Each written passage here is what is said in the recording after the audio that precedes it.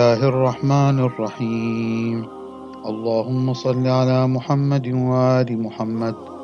اللهم اجعل لي فيه نصيبا من رحمتك الواسعة، واهدني فيه لبراهينك الساطعة، وخذ بناصيتي إلى مرضاتك الجامعة، بمحبتك يا أمل المشتاقين، بحق محمد وآله أجمعين.